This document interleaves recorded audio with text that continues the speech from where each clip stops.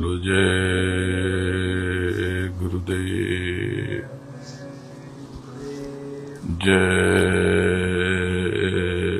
गुरुदेव। जय गुरुदेव नाम किसका? प्रभु का। जय गुरुदेव नाम किसका? प्रभु का। परम पूज्य गुरु महाराज के चरणों में बारंबार नमन करता हूँ और आप सबके आगे चक्र पर बैठी मालिक का अंश आपकी सूरत यानी आपको आपके मूल स्वरूप को प्रणाम करता हूं। पवित्र जीवात्मा,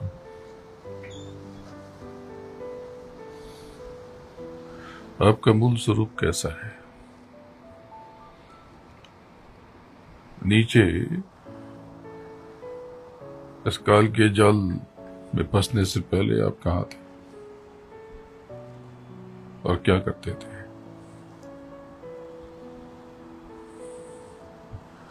इस जीवन के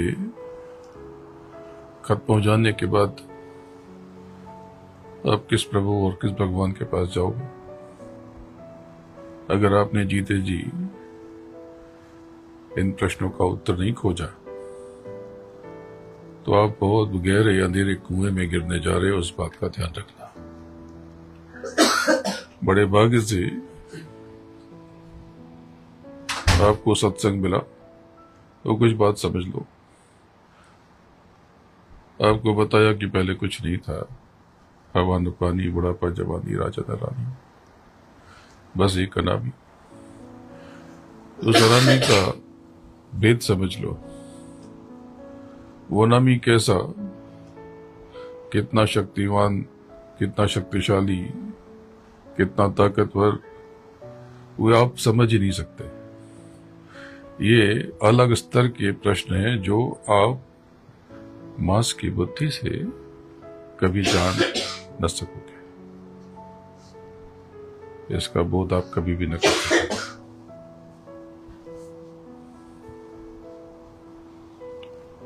तो कुछ बात समझ लो कि अनामी बेअनामी पुरुष ही अनामी लोक है और वही सब कुछ है।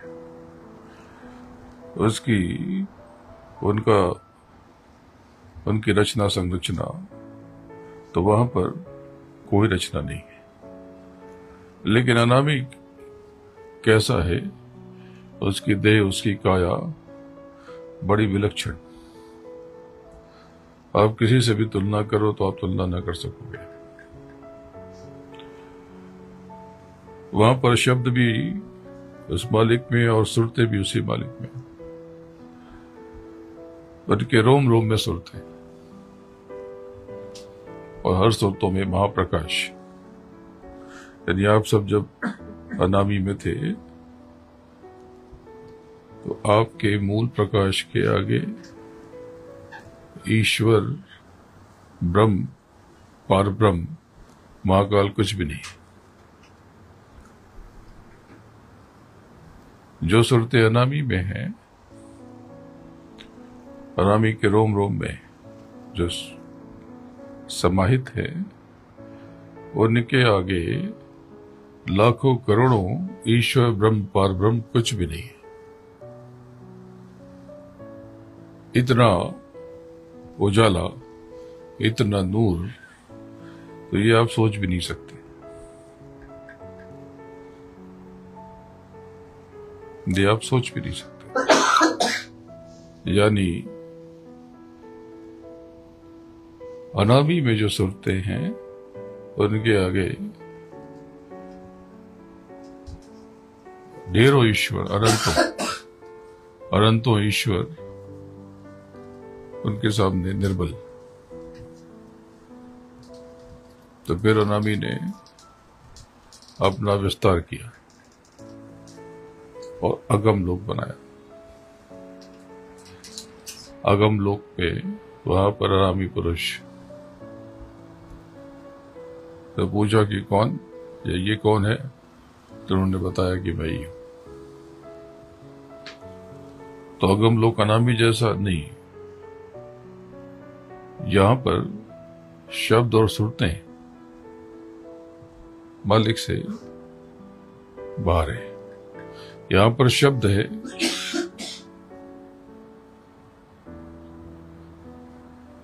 यहां पर लोग भी है, लेकिन सब कुछ जो है वो बताने जैसा नहीं है। यानी इस मांस की जिह्वा से न बताना संभव और न आप उसे समझ सको। फिर बहुत समय धीरे धीरे अलग। तो अलग और अगम क्या एक जैसे? नहीं, अगम अलग से बहुत कम।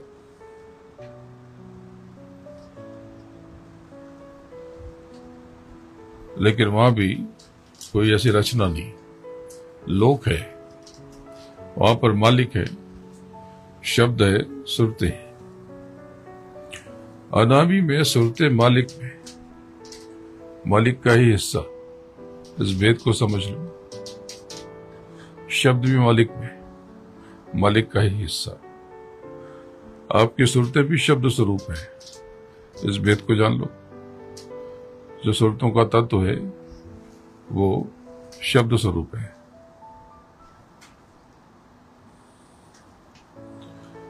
फिर उसके बहुत बाद में राधा स्वामी दयाल यानी सत्य पिता, सत्यलोक में सत्य पिता का वजूद। अब ये लोग सबसे विलक्षण और अनोखा, क्या अलग जैसा? नहीं, इनसे बहुत कम, लेकिन इनसे बहुत अलग, क्योंकि यहां पे रचना है। ये प्रथम रचना कह लो इसको। रचना यहां पर ऐसी कशीदाकारी शब्द से, ऐसी गहराई और ऐसी ऊंचाई कि जो आप समझ भी नहीं सकते। तो जितने आज मंदिर, मस्जिद, गिरजाघर, गिरजाघर, देवी देवताओं के मंदिर या किसी के मंदिर बने, वो उनके लोक को देख करके। तो जो जितने ऊंचे लोक हैं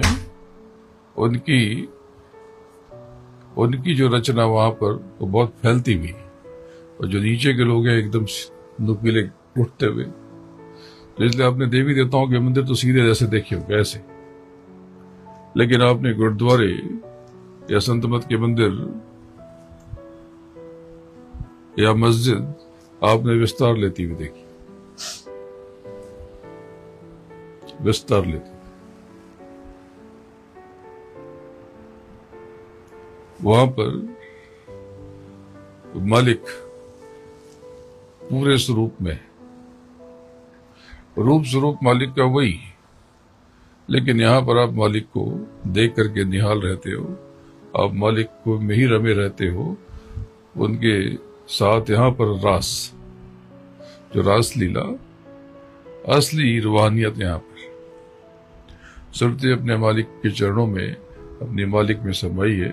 तो कैसा रूप स्वरूप, ये बस इतना एक लहर सी, और वो लहर ये आप सोच भी नहीं सकते, आप सोच भी नहीं सकते। और सुरतों का स्वरूप जो अनामी में है और जो सत्य में है, उसमें बहुत फर्क है। तो ये तो आपने कभी सुना नहीं, ये कभी जाना नहीं, अभी तो आपने सत्संग सुना नहीं है। फिर यहां पर सब कुछ ठहर गया। जो आप सत्संग सुनते हो और ये जो पूरा विस्तार देख रहे हो, ये सत्य का विस्तार है। अभी आपने अलग को जाना नहीं, अगम को जाना नहीं, अनामी को जाना नहीं। ये जो समूचा विस्तार देख रहे हो, ये सत्य का विस्तार है। लेकिन अगर जैसे ही आपने सत्य को जान लिया, सार को जान लिया, आप अनामी तक आपने सब जान लिया। सब कुछ खुल जाता है, सब कुछ सहज हो जाता है। तो वापस पूरा विस्तार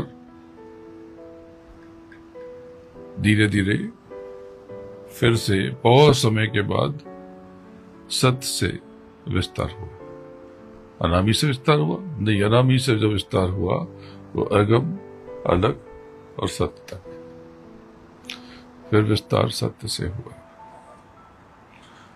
और सत्य से सत्य लोक का नाका, बहुत बड़ा नाका, वहां पे सुरतों का समंदर, ये जो समंदर देख रहे हो, ये जितने 7 समंदर इस धरती पे हैं, ये बूंद,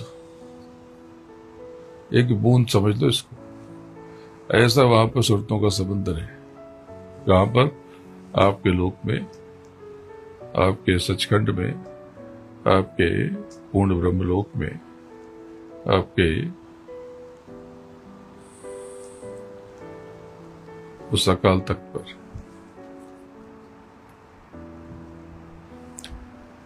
फिर अकाल तख्त के, सचखंड के नाके पर आगे जाकर के एक बहुत बड़ा मंडल प्रकट हुआ।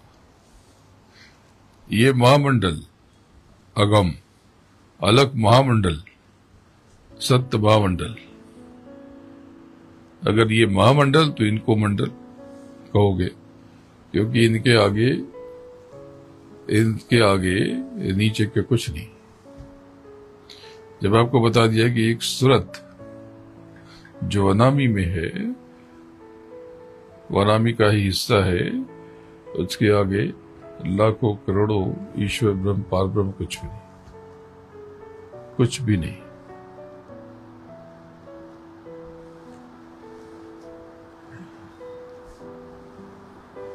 तो फिर ये आपके अंदर में प्रश्न आ गया, ये तो 16 पुत्र थे, आप तो लाखों करोड़ों की बात कर रहे हो, जरा रुको।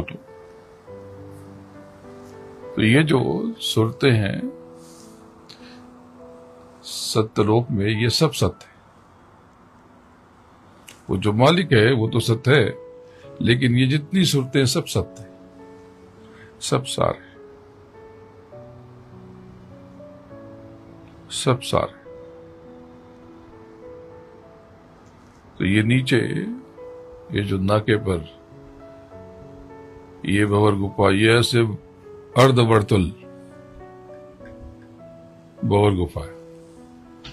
ये भंवर गुफा, इसमें इतनी गति है कि अभी इस क्षण यहां है, इस क्षण के लाखों करोड़ों हिस्से में यहां पे नहीं है। इसीलिए इनको जो गतिशील है वो तो काल कहलाए नीचे, लेकिन ये महाकाल कहलाए। इसके पहले इन्होंने 16 पुत्र यानी 16 निर्गुण प्रकट किए। जो सबसे बड़े वो यहां बिठाए गए महाकाल लोक में, और उसके बाद धीरे धीरे करके इनके नीचे कई सारे महामंडल, इनके नीचे कई सारे महामंडल, और फिर इनके नीचे बहुत नीचे, बहुत नीचे ये महाशून्य का गलियारा, ऐसी चमक दमक कि आप सोच भी नहीं सकते। लेकिन इस चमक दमक, ये चमक दमक, महाशून्य के गलियारे की चमक, उस चमक के आगे कुछ नहीं, कुछ नहीं। ये ऐसा वैभव, लेकिन इस वैभव में जो फंस गया तो यही रुका रह गया।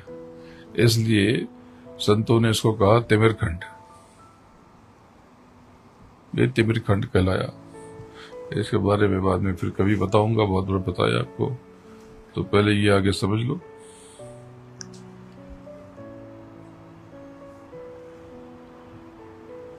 फिर नीचे फिर एक विस्तार और हो गया, विस्तार में विस्तार होते चले गए।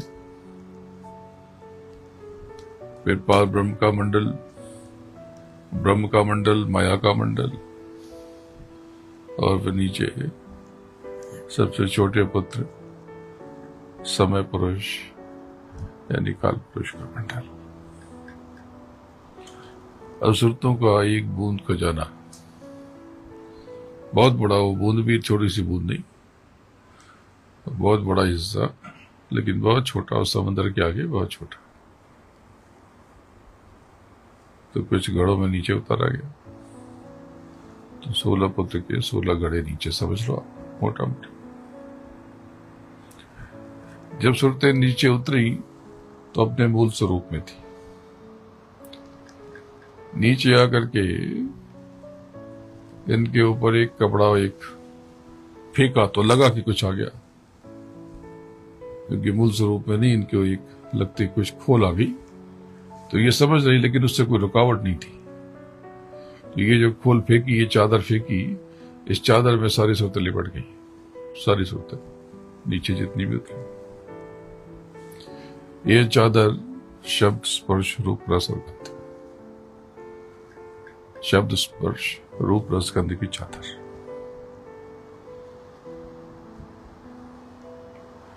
ये कारण चादर।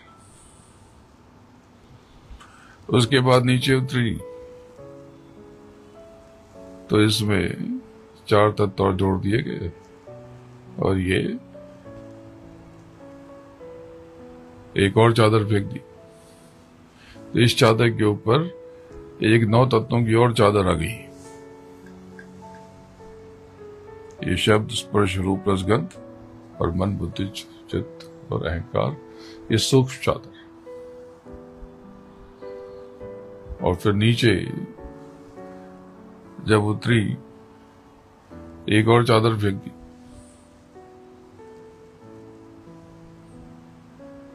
ये 17 तत्वों की चादर। और फिर उसके नीचे एक 5 तत्वों की चादर। लेकिन ये सूरतें ऊपर जाती थी, निर्विघ्न चल रही थी।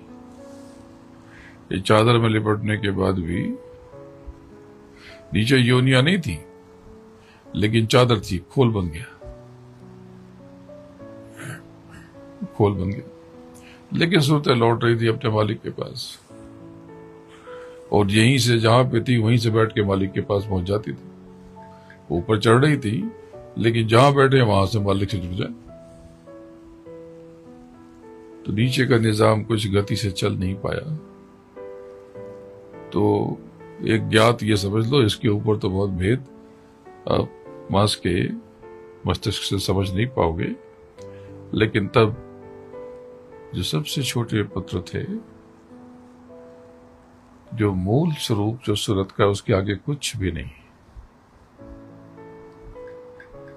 ये जो सबसे छोटे पुत्र हैं, ऊपर के धनियों के सामने कुछ भी नहीं। इस जो प्रकाश, देखो प्रकाश मध्यम होता गया तो धीरे धीरे उसका रूप स्वरूप बदलता गया। वो महाप्रकाश वो मध्यम होकर के तो एक गोले में सिमट गया। फिर उसके नीचे थोड़ा उसमें सफेदी जरा सा अलग बदली, धूप जैसी सफेदी हुई। पहले चंद्रमा जैसी सफेदी, उसके बाद धूप जैसी सफेदी हुई। थोड़ा और सिमटी तो ये जो गोला बन गई थी, ये लाल हो गई। जैसे सूरज जब कमजोर होता है तो लाल होता है, और थोड़ा बली हुआ थोड़ा पीला हुआ, और बली हुआ तो थोड़ा सफेद हुआ, और बहुत बली हुआ तो बहुत सफेद हुआ। और जब ऊपर आ गया दोपहर में, जेठ में, बैसाख में, तो एकदम सफेद हो गया और एकदम प्रकाशवान हो गया। बस ऐसे ही, ऐसे ही। तो इस बात को, इस भेद को समझ लो। तब इन्होंने तो ये सिमट गए, ब्रह्म और लाल होके सिमट के। लेकिन वो बहुत प्रकाश है उनमें भी, ये कुछ कम मत समझना। न पार ब्रह्म को, न महाकाल को कम समझना, न पार ब्रह्म को, न ब्रह्म को, न ईश्वर को। ईश्वर में भी जो नूर है वो बहुत नूर है, सिमट सिमट के भी बहुत नूर है, आपकी कल्पना से परे का नूर है। तब इन्होंने स्वयं से हुम बीज प्रकट किया। ये हुम बीज अगर आपने सीख लिया, जान लिया, इसको अंतर में दोनों कान बंद करके यहां से आपने, अगर आपने इसको पा लिया तो आप पता नहीं आप क्या क्या रस रसायन कर सकते हो। बहुत कुछ कर सकते हो। आप उड़ भी सकते हो, सशरी उड़ सकते हो। इस हुम बीज से सती और जगदम्बा, सती और शक्ति इस होमबूझ से प्रकट हुई, और इसी से अंतःकरण प्रकट हुआ, इसी से सब कुछ प्रकट हुआ।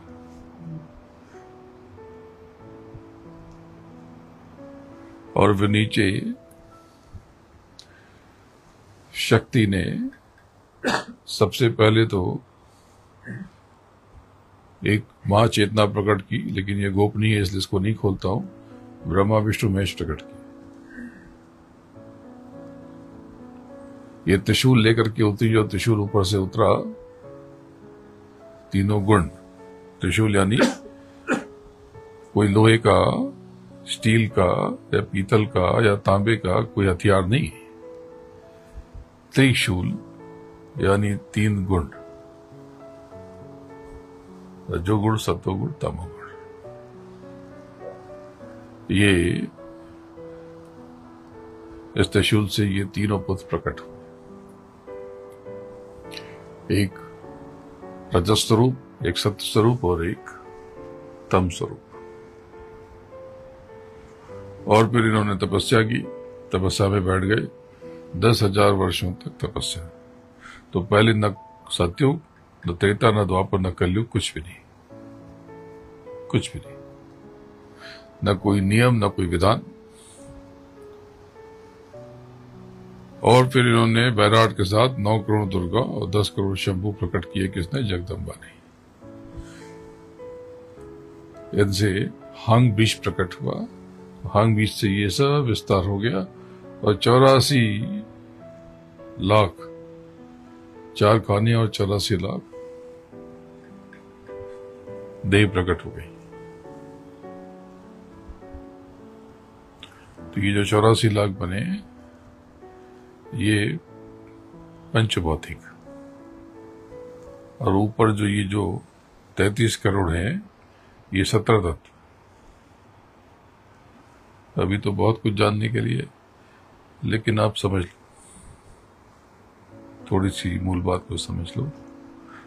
तो मैं तो आपको बहुत कुछ देना चाहता हूं, लेकिन आप समझ नहीं रहे कि आगे क्या आने वाला।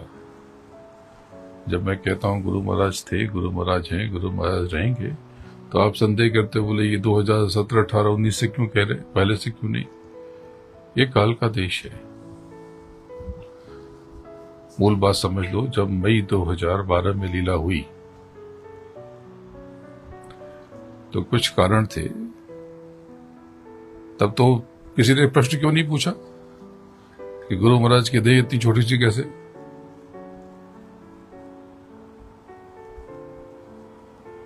किसी ने, थोड़े से लोगों ने शोर मचाया, पर कुछ भी नहीं, वो चुपचाप बैठ गए। मुझे जितना आदेश वो देते गए, मैं करता गया, और आज भी उनके आदेश से अपना काम कर रहा हूं, चुपचाप खामोशी से। देखो, ना कोई मठ बनाए, ना कोई आश्रम बनाए, ना आपसे कोई संपत्ति अर्जित की। आपने देना बहुत कुछ चाहा, लेकिन मैंने स्वीकार करके आपके पास ही रख दिया कि मुझे कुछ नहीं चाहिए। मैं स्वीकार कर सकता था। देखो, आने वाले समय में बहुत कुछ होने जा रहा। आज सुन लो, ये दिवाली का पर्व बस शुरू हो रहा, महापर्व। ये समझ लो कि मैंने एक बात कही थी 29 जून को कि आने वाले 4.5 महीने बड़े विचित्र होंगे। देखो, पूरा समूचा विश्व युद्ध के कगार पे खड़ा हो गया। लेकिन 15 नवंबर से इसे परिवर्तन हो रहा। आपको पहले से बता दिया था कि 15 नवंबर से तक ये विचित्र परिस्थिति होगी। लेकिन आज एक तारीख आप ले लो, 1 अप्रैल 2025 से स्थिति अजीब सी होना शुरू हो जाएगी, और आगे 2-2.5-3 सालों तक स्थिति बड़ी विचित्रतम होने जा रही। विचित्रतम। ये जो आप देख रहे हैं इंटरनेट और टेक्नोलॉजी, ये सब ठप हो जाएंगे। लिख लो, आने वाले कब? अभी 1 तारीख से हो जाएंगे? नहीं, ऐसा नहीं। तो 2-2.5 साल में हो जाएंगे। ये अभी नहीं बताऊंगा, लेकिन आने वाले समय में ये सब एक दिन ऐसा होगा कि आप उठोगे, ये सब बंद रहेगा, कुछ नहीं चलेगा। ऐसा कुदरत का, प्रकृति का कोहराम मचने जा रहा, बस नजदीक आ रहा है सब कुछ।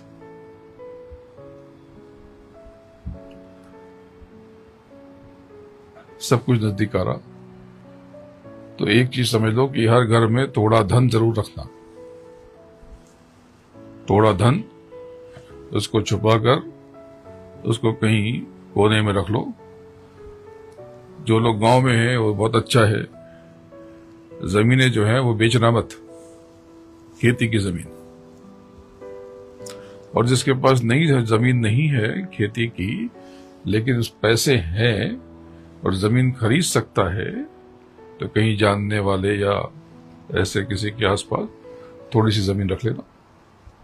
मैं भी चाहता हूं कि मैं भी जमीन ले लूं, तो कोई जमीन मुझे बता रहा तो मैं भी ले लूंगा, मैं भी ले लूंगा। अगर आप मुझे देना चाहते हो तो एक एक गज जमीन मुझे दे दो, लेकिन ये जमीन भी आप अपने नाम पे रखो। मुझे अपने नाम पे कुछ नहीं चाहिए, आपकी रहे। मुझे दे दो एक गज जमीन, जिसके जिसके पास हो। नहीं तो मुझसे पैसा ले लो, धन ले लो। यानी कि जरूरत पड़ने पे जब विपरीत हालात पैदा हो तो आप और आपके बच्चे कुछ उगा के खा सके, क्योंकि आप अब सुविधा भोगी हो गए। आपको टेक्नोलॉजी की आदत पड़ गई, इंटरनेट की आदत पड़ गई, मोबाइल की आदतें बस गए। आपको मशीन चाहिए, पंखा, कूलर, बिजली चाहिए। यही तो तंत्र है, यही तो तांत्रिक क्रियाएं हैं। विज्ञान यानी ये तंत्र, इस तंत्र के यंत्र में फंस गया। आप सोचो, आप विकलांग हो चुके।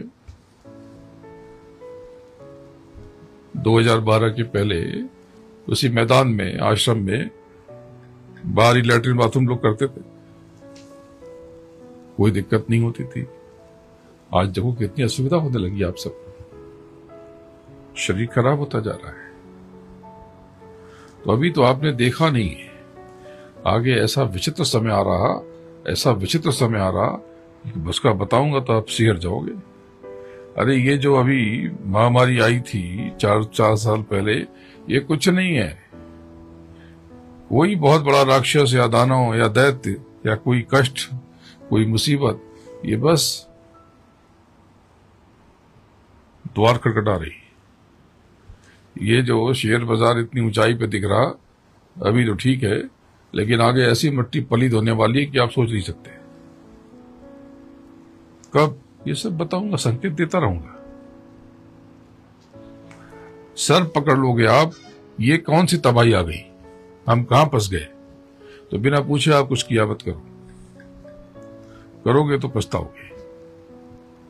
आपको कभी नहीं कहा, और जो कहा, जिसको कहा, जो कहा उसके लिए कोई सामूहिक निर्देश कभी नहीं दिया मैंने। तो बोले कि आपने कहा, तो मैंने कुछ नहीं कहा। किसी व्यक्ति को कोई चीज कही तो उसके लिए कही, कोई दवा बताई तो कोई सामूहिक दवा, दो चार ही बताई मैंने। विभूति की दवा बताई, सुगंध करने की रात को 8 बजे दवा बताई, कभी कभी सत्संग में जो जो बताई सामूहिक को थोड़ी सी। इसके अलावा, सत्संग के अलावा जो कुछ बताया गया वो व्यक्तिगत है, वो उसके लिए ही है, सबके लिए नहीं है। इस बात को समझना। तो जो बात आप सत्संग में सुनना वो सबके लिए है, लेकिन व्यक्तिगत रूप से तो आप, अगर आपसे कुछ व्यक्तिगत रूप से कहा जाए तो मान लेना। देखो, शरीर छूटने के पहले आप अपना काम कर लो, नहीं तो मैं भी कुछ समय के लिए लुप्त हो जाऊंगा। देह नहीं छोड़ा, इस भ्रम में मत रहना। देखो, सत्संग मैंने बहुत कम किया, पहले हमेशा, या ऑनलाइन भी बहुत ज्यादा हो जाते थे, अब थोड़ा कम कर दिया। केवल सुन के करोगे क्या, केवल सुन के करोगे क्या। अरे आपसे न कुछ लेता हूं न कुछ मांगता हूं, केवल देता हूं, उस पर आपको इतना संदेह आ जाता है। तो ठीक है, कुछ समय अपना कर्म भोगो। तो 1 अप्रैल से चंडी अपनी लाल लाल आंखों से संसार को निहारेगी और कई सालों तक निहारेगी। पहले के 2-2.5-3 साल अजीब होंगे, उसके भी 2.5-3 साल बाद और अजीब होंगे,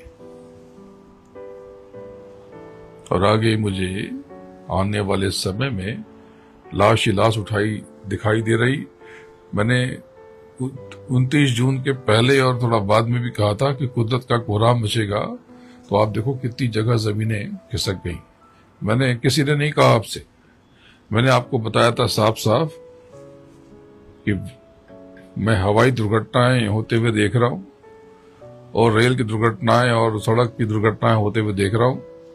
तो कई हवाई दुर्घटनाएं जून के बाद से अब तक हो चुकी। पहले तो नहीं होती थी, बीच में कुछ समय नहीं हुई, लेकिन जब मैंने आपको बताया उसी के बाद से शुरू हुई। और बीच में तो ऐसा आ गया कि 2 हफ्ते में 8-10 ट्रेन के एक्सीडेंट हो गए। अभी मैं 2 महीने पहले, तो अब जो 1 अप्रैल से मैं समय देख रहा हूं वो बड़ा विचित्र है। आपको इशारे में कह दिया कि सब लोग अपने खर्च को कम कर दो, अपने अपने खर्चों को कम कर दो।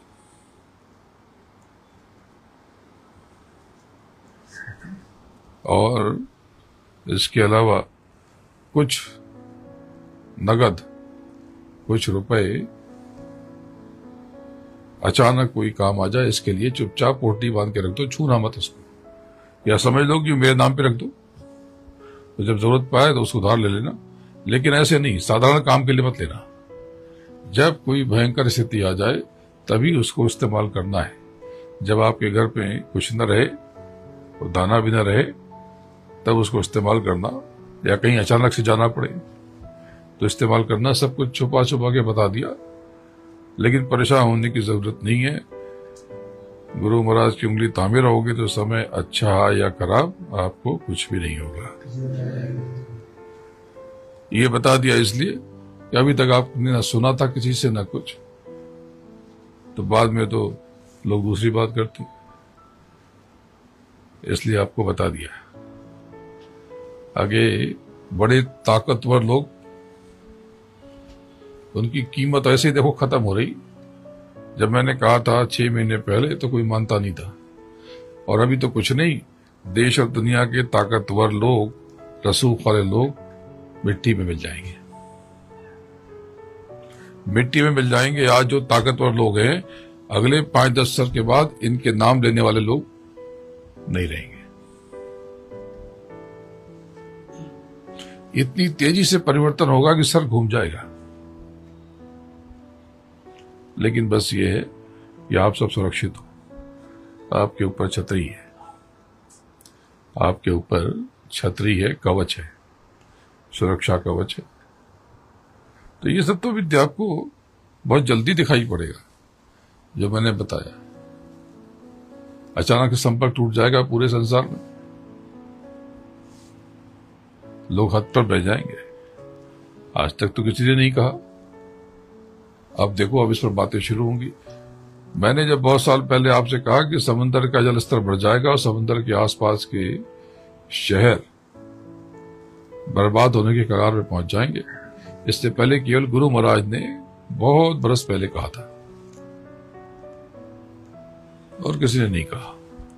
फिर मैंने कुछ बरस पहले कहा, अब लोगों को थोड़ा थोड़ा, कुछ लोगों ने बात करनी शुरू की, कुछ वैज्ञानिकों ने। आगे देखना समुद्र के पास के शहरों में कैसी तबाही आती है, कैसी तबाही। आपने कुदरत का कुरान देखा नहीं? ये सब धन वैभव ऐश्वर्य सब राख और खाक की तरह जल में मिल जाएंगे, सब जल ही जल हो जाएगा, जलमग्न। जमीन खिसक जाएगी, पूरे के पूरे बहुत से समूची सभ्यता जमीन के अंदर समा जाती है। ये जो जमीन में तेल निकलते हैं, तेल के कुएं, ये कुएं क्या है? ये पेड़ पौधे, जंगल, पशु पक्षी, मनुष्य, और कौन है? और कहां तेल होगा?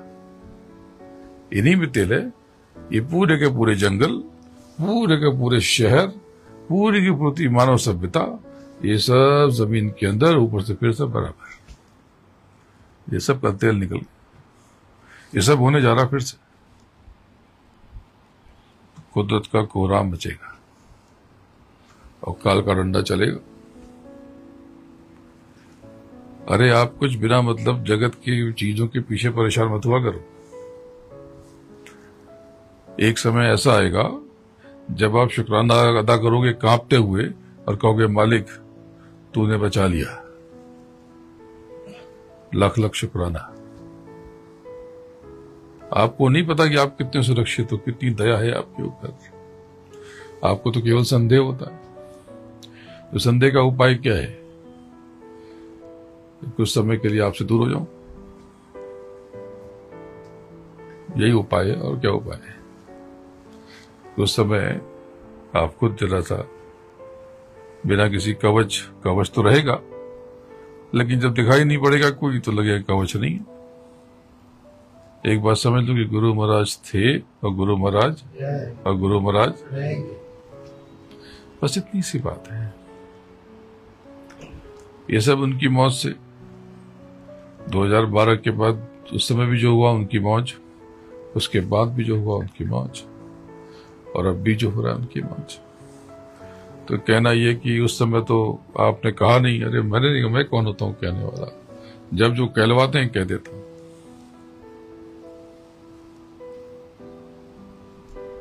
जब जो कहलवाते हैं वो कह देता। कुछ लोग ये कह रहे हैं कि फला तारीख को गुरु महाराज प्रकट होंगे।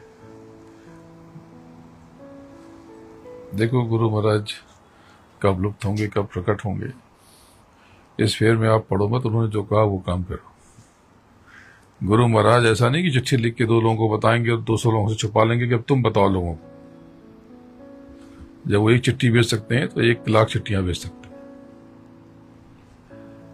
और बहुत से लोग तो ये भी, कुछ लोग उड़ाते हैं बात कि गुरु महाराज तो आना चाहते हैं लेकिन ये जो बैठे हैं ये आने नहीं देते, यानी मैं उनसे बड़ा हो गया।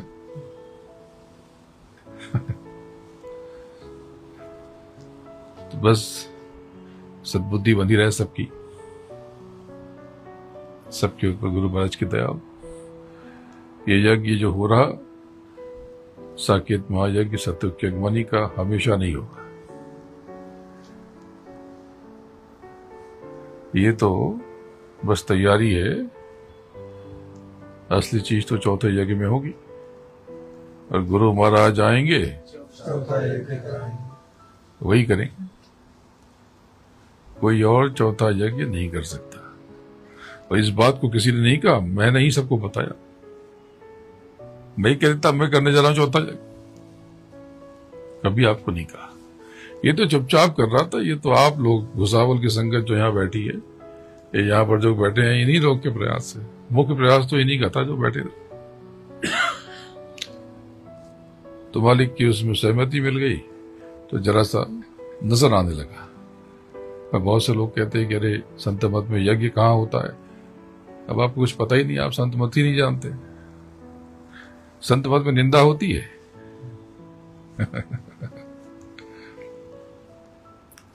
गाली गलौज अपशब्द होता है और यज्ञ हवन नहीं होता। तो 3 यज्ञ किसने किए थे? और नित्य आश्रम पर अतिथि कक्ष के पार वो जो अग्नि कुंड था, वह रात को 8 बजे क्या होता था। तो अनर्गल बातें नहीं करनी चाहिए, गलत सलत बातें नहीं फैलानी चाहिए। तो फिर कह रही ये तो पूजन कर रहे देवी देवताओं का। कोई पूजन नहीं कर रहे। पूजन यानी स्मरण, चेतन से चेतन का स्मरण ही पूजन होता है। बाकी सब कुछ कर्म है। इस कर्म की कोई जरूरत नहीं है। लेकिन सतयुग में जाना है तो सतयुग जो कि सत्विज्ञान, वहां कर्म, ये कर्म भी बंद हो जाए और हो भी जाएंगे। आप अपने कर्म बंद कर दो। सुबह उठते उठते जो कर्म करते हो, विचारों से कर्म, दुनिया भर के संदेह, दुनिया भर के भ्रम विभ्रम, इसकी बात उसकी बात, कुछ सुनते हो तुरंत बेचने निकल जाते हो, फोन उठाते हो, अरे अरे ये हुआ था, ये हुआ था, ऐसा हुआ था, वैसा। क्यों करते हो ये सब? अरे कुछ सुन लिया है, हजम करो। कुछ आपको कोई खबर होगी, सूचना होगी तो स्वयं मालूम पड़ जाएगा।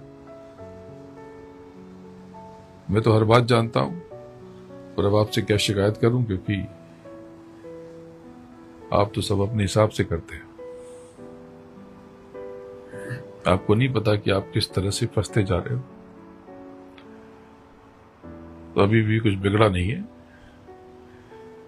जगत में रह करके जगत के काम करते रहो, लेकिन नाम की कमाई में समय देते रहो। और जब समय मिले दोनों आंखों के मध्य आपको जो करना है वो करो, लेकिन अपना आचार विचार और आहार, आचार यानी आचरण, विचार यानी मानसिक कर्म, आहार यानी भोजन, ये शुद्ध और पवित्र रखना। आचार विचार आहार, या आहार आचार और विचार, जिस भी क्रम में कह लो, इसको शुद्ध रखना। कौन क्या करता है क्या नहीं करता, इस पेड़ में पड़ने की जरूरत नहीं। कौन सी पार्टी अच्छी है बुरी है, इस फेर में पड़ने की जरूरत नहीं है। कौन सा व्यक्ति अच्छा है बुरा है, इस फेर में पड़ने की जरूरत नहीं है। कौन सच्चा है कौन झूठा है, इस फेर में पड़ने की जरूरत नहीं है। आप सच्चे हो, आप अच्छे हो, बस यही जिम्मेदारी आपकी है। किसी की निंदा मत करना, आलोचना मत करना, स्वयं में रहना। अब बहुत से लोग मेरी पुरानी फोटो दिखाते हैं कि ये देखो ये, अरे पुरानी फोटो में तो आप सब ने, भुसावल की संगत ने जो यहाँ बैठी है, इनको तो मुझसे, मेरे पुराने स्वरूप से इनसे अच्छा कौन जानता है। जब मैंने भुसावल जाना शुरू किया तो स्वरूप ये तो सब तो नहीं था, ये सब तो था ही नहीं। आप सबने तो देखा, इन सबको तो हर चीज पता है, तो कुछ छुपाने की बात थोड़ी है। अरे जब पैदा हुए तब आपका चेहरा कैसा था, जब जवान हुए तब कैसा हो गया, और जब बुढ़ापे में पहुंच गए तो कैसा हो गया। तो क्या छुपना, पहले कुछ और था, बाद में कुछ और।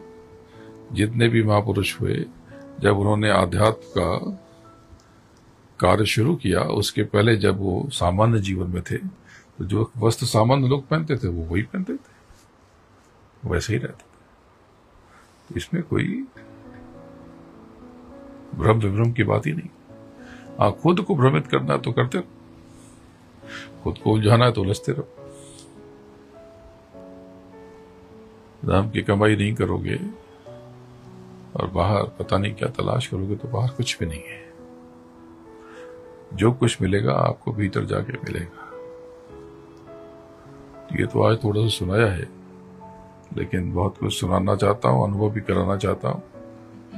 तो ये साकेत महायज्ञ सत्संग 5 तारीख से शुरू हो जाएगा, तो सबको आने के लिए कहा गया है 5 तारीख से। बाकी अपनी जो बुकिंग, अपनी गाड़ी की व्यवस्था वो देख लो। जो आना चाहता, रिजर्वेशन नहीं है, कोई चिंता मत करना, विनम्र होकर के घुस जाना गाड़ी में, आपकी व्यवस्था कर दी जाएगी। बस सब कह दिया। आप कहोगे कि कैसे आ गया, मुझे पता भी नहीं चला। बस संदेह मत करना, पूरे विश्वास के साथ जाना, पूरा विश्वास रखना, मुझे कुछ नहीं होगा। शरीर नहीं चल रहा, आना चाहते हो आ जाना। आर्थिक कष्ट है, टिकट नहीं ले सकते हो, कुछ बात नहीं, 2-4 प्रेमियों से बात कर लेना, आ जाना। कोई जरूरी काम है, कोई बात नहीं, आ जाना। ये जो काम का नुकसान होगा, इससे कई गुना ज्यादा तुमको दे दिया जाएगा, कई गुना ज्यादा तुमको आने वाले समय में वापस मिल जाएगा। तो भ्रमित मत होना, ये मौका बार बार नहीं आएगा। तो 5 दिसंबर 2025 से ये जिसको ये यज्ञ हवन, ये सत्ययुग की अगवानी का ये जो क्रम शुरू होगा, ये 6 तारीख से। लेकिन ये आयोजन साकेत महायज्ञ, जो महायज्ञ आप कहते हो, यज्ञ का मतलब केवल होम हवन नहीं है। तो ये तो कार्यक्रम 5 तारीख से ही आरंभ हो जाएगा और बहुत से प्रेमी 4 को भी पहुंचाएंगे और कार्यक्रम का समापन तो 15 को हो जाएगा, लेकिन कुछ कार्य 16 को भी होंगे और कई प्रेमी तो 17 को भी रहेंगे, कुछ तो 18 को जाएंगे या 18 को भी रह जाएंगे। तो ये सारी चीजें इस तरह से हैं और आप सब तैयारी करो। अपनी आहुति आप भुसावल संगत को आप भेजते रहो, जिससे पूरी रूपरेखा बन सके। क्योंकि देखो, जो आप कर्म देते, कर्म अर्पित करते हो, ये बहुत उतनी बड़ी यज्ञ वेदियां ये कुछ नहीं। आपके तो जो कर्म है ये ऊंट के मुंह में जीरा की तरह है। आपको हैरानी होगी कि पूरे बरस में जो आप छोटा छोटा सा अर्पित करते हो, लगभग काफी कुछ वो सब सेवा में जो बचता है वो सब इस काम में, और बचता क्या, अधिकतर सब इसी में इस्तेमाल हो जाता है। क्योंकि बहुत सारे ऐसे आयोजन तो होते नहीं है, दूसरे छोटे मोटे कुछ चीजें होती हैं, तो सब पारदर्शी तरीके से होता है।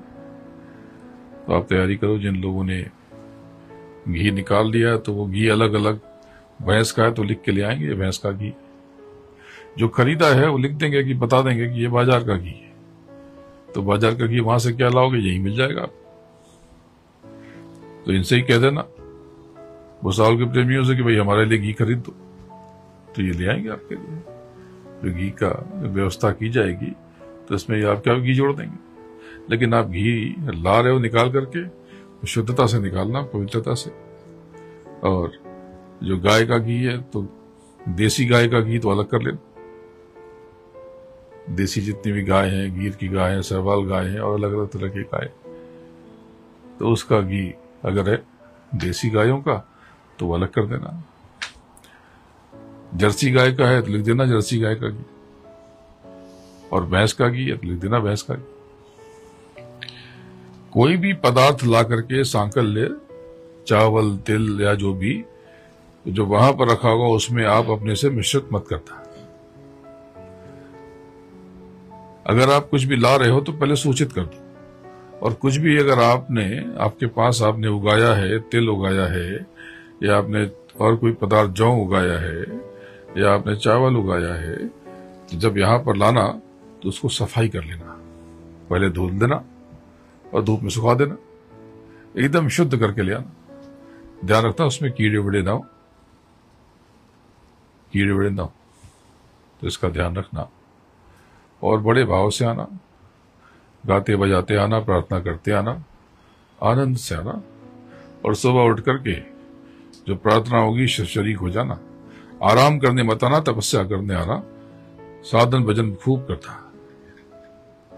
और जब ये आहुति हो तो आप सब उसमें रम जाना और दोनों आंखों के बीच में मालिक को निहारते रहना और उसको निहारते रहना, जिसका रूप स्वरूप कैसा है, कोटिन सूरज चांद सितारे, रोम रोम में करे उजारे।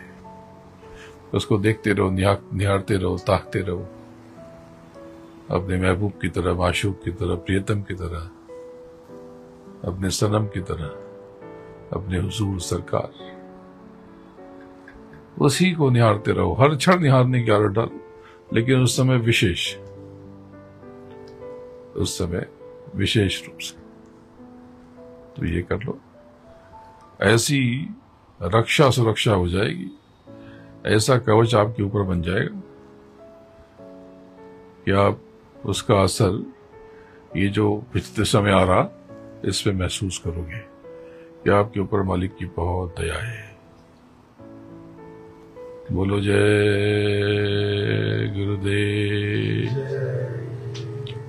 तो आप सबके लिए व्यवस्था तो की जा रही है, साधारण रूप से जो रहने की व्यवस्था है वो सब तो कर दी जाएगी, लेकिन किसी को विशेष व्यवस्था की जरूरत है, अलग से कोई कमरा कहीं लेना है, कुछ करना है, तो भुसावल की संगत को आप सूचित कर दीजिएगा।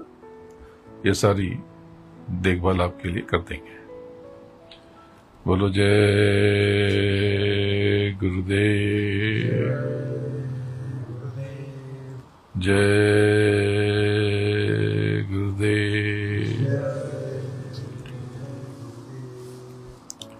जय गुरुदेव नाम किसका? प्रभु का। जय गुरुदेव नाम किसका? प्रभु का। गुरु महाराज के चरणों में नमन करता हूँ और आप सबको प्रणाम करता हूँ। जय गुरुदेव।